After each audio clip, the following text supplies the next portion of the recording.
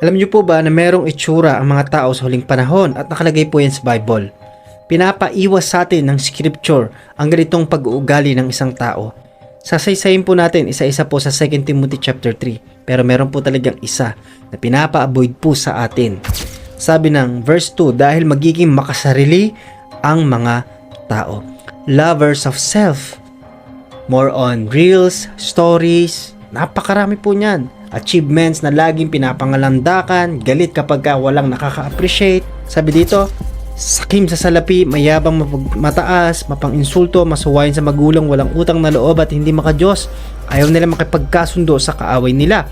Ito po ay kabuuan ng pagiging prideful. Malupit, walang awa, mapanira sa kapwa, walang pagpipigil sa sarili at galit sa anumang mabuti. Verse 4, hindi lang iyan, taksil, mapusok, mapagmataas, mahilig sa kalayawan sa halip na maibigin sa Diyos.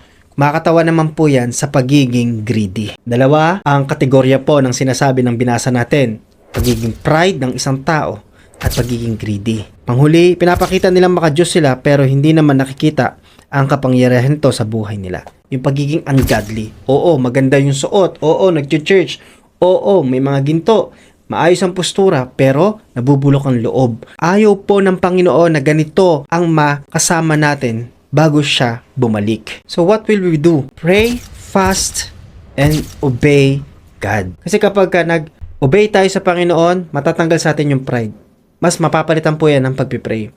At yung pagiging greedy natin, mapapalitan po yan mga kapatid ng pagbibigay natin. Give and obey God's word. Hindi lang kasi mababago ang ating itsura, ang physical, kundi mababago pati ang ating kaibuturan kapag sumunod tayo mismo sa Panginoon. Reminders, sa last days, wag lang tayo magmukhang makadiyos, kundi totoong makita ang kapangyarihan ng Diyos mula sa ating puso, sa ating pananamit, at sa ating pamumuhay.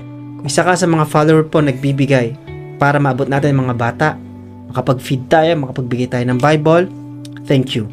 God bless mga kapatid dahil ang page na ito ay inaabot ang mga tao bago dumating ang Panginoong Jesucristo na nilalapit ang mga bata papalapit sa Kanya at turuan ng mga palatuntunan na galing sa Panginoon.